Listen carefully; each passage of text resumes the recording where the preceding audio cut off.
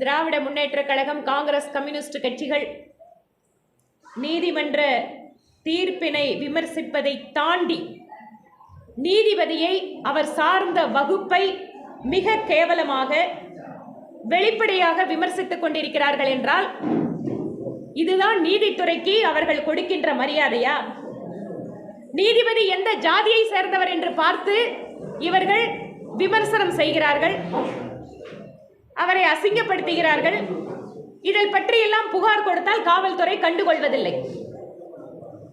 நீதித்துறையை இதைவிட மோசமாக மிரட்டுவதற்கு வேற யாரும் இந்த மாதிரி பண்ண மாட்டாங்க. ஆனால் இப்படியெல்லாம் நீதித்துறையை வளைத்து விடலாம், நீதித்துறைக்கு ஒரு அச்சுறுத்தலை கொடுக்கலாம் என இண்டி கூட்டணி கட்சியினர் நினைப்பதால் தான் இந்த மாதிரி இம்பீச்மெண்ட் மோஷனை, நம்ம ஊரில் பழமொழி சொல்லுவாங்களே, கிடக்கிறதெல்லாம் கிடக்கட்டும்,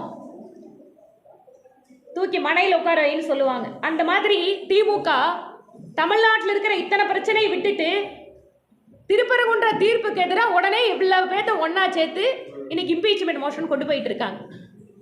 இங்கே தமிழ்நாட்டில் சட்டம் ஒழுங்கு பிரச்சனை, பெண்களுக்கு இருக்கக்கூடிய பாதுகாப்பு சம்பந்தமான பிரச்சனை, நிர்வாகத்தில் இருக்கக்கூடிய ஊழல், அமைச்சர்களுக்கு மேலான ஊழல் குற்றச்சாட்டுகள்.